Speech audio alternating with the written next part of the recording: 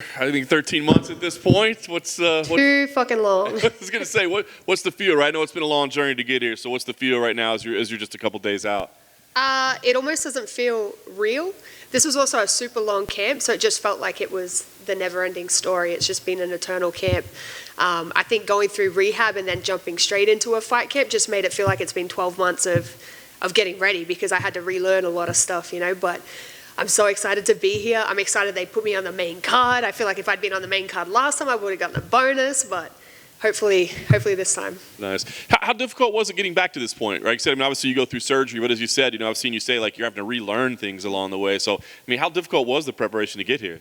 Honestly, it wasn't as hard as I thought it was going to be. And it initially, straight off the bat, like from the amount of pain I was in to how capable I was of doing a lot of stuff immediately, where I'd had a lot of other fighters, because I talked to a lot of people before I had my surgery to say like, hey, what did you experience? Do you have any feedback? Is there anything I should be aware of, And I want to say 95% of the people I talked to were like, yeah, it was terrible. Recovery was terrible. I was bedridden for weeks, but I was in the gym 3 days later. Like, I was off crutches almost immediately. I had painkillers for 2 days. And I don't even feel like I needed the painkillers, and that's why I stopped, But it's actually been really cool, because it gave me, going through that rehab gave me the opportunity to focus on a lot of things that I think I neglect when I'm fully physically able, like a lot of mobility, balance, strength work, just all these things that kind of kept pushed to the wayside when you're just focusing on kickboxing, boxing, wrestling, jiu-jitsu. So I feel my goal with my physical therapist, who was incredible by the way, was just to come back more athletic than what I was before I had surgery, and that's 100% how I feel.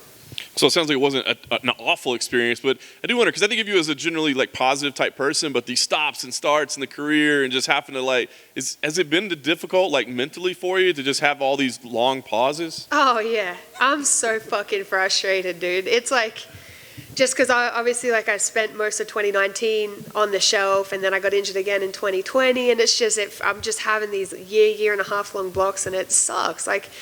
I'm a full-time athlete and I can't even do my job full-time. That's rough, But especially having two pretty severe injuries back to back has really highlighted how mortal I am within this sport. How quickly my job could be taken away from me based on someone else's actions, not even necessarily anything that I do myself. And so when I was going through that kind of low stage after this last surgery, wish it would come in waves. I would have mostly good days, and then I would have a couple of really bad days, But once I realized, hey, my whole life right now can be taken away from me in an instant. What do I have going on after this? And then it really allowed me to start working on things in the background and things that I can do once I finish from fighting. So honestly, even the bad days weren't even that bad, because I made sure that I kept myself really busy, and I have long-term goals now that maybe I didn't have before this injury. That's awesome. Hopefully there's nothing but good days ahead. The matchup, Jocelyn Edwards, kind of a newer name to the division, right? Did you know much about her, and what have you learned in the time since?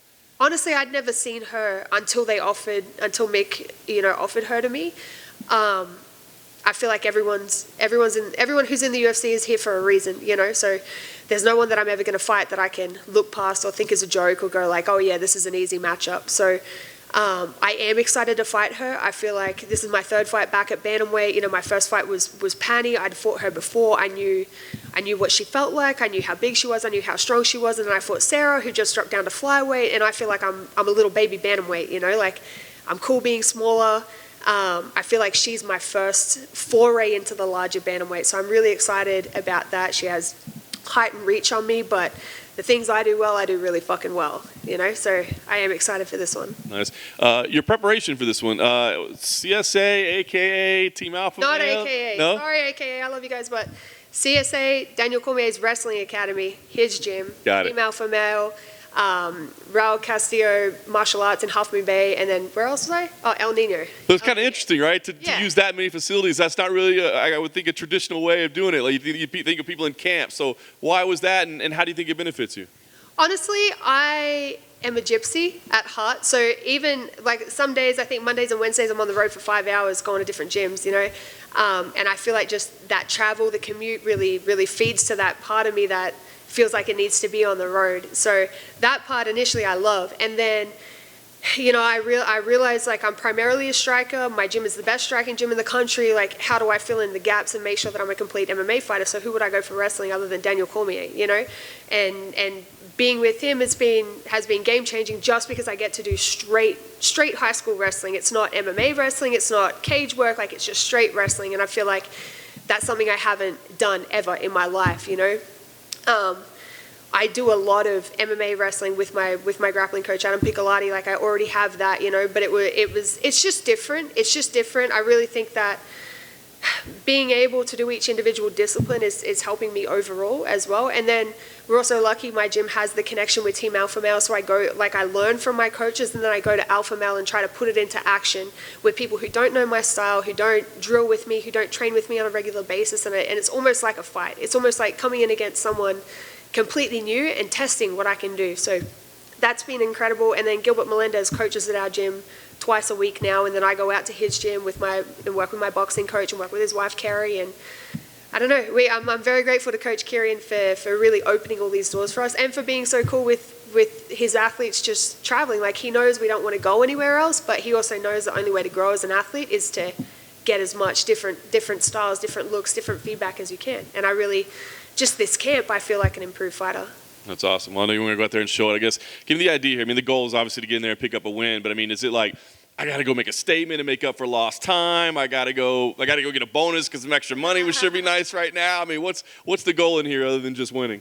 Honestly, my goal with every fight, since I lost to Pani, I had a big mindset shift, and my goal with every fight now is just to make it as painful as fucking possible for the other person. It's just to be violent, make it bloody, be a dog, like that's it, Typical Australian style is just survive and brawl and be a dog. So that's my goal. Win or loss, like it's gonna be the worst fucking night of our life, that's for sure.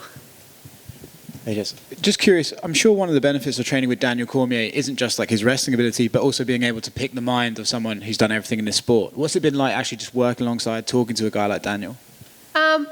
Honestly, he just yells at me all session. Okay. So I don't really. I was lucky 2 weeks ago. I did a Monster Energy trip with him and went to Chicago, and I actually got to have a lot more one-on-one conversations with him then. Mm-hmm. But in the training room, like, we're there to train. He doesn't let us talk. Like, he doesn't let us fuck around, laugh, joke, or anything like that. Like, he yells at me consistently, and I'm cool with that. Like, it's amazing being around him, someone with that much experience, someone who's done everything in the sport, but I'm also there to learn wrestling. I'm not there to have conversations, so.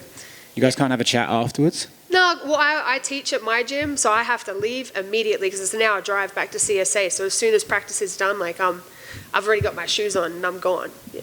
Thank you. Cool. Thanks, guys.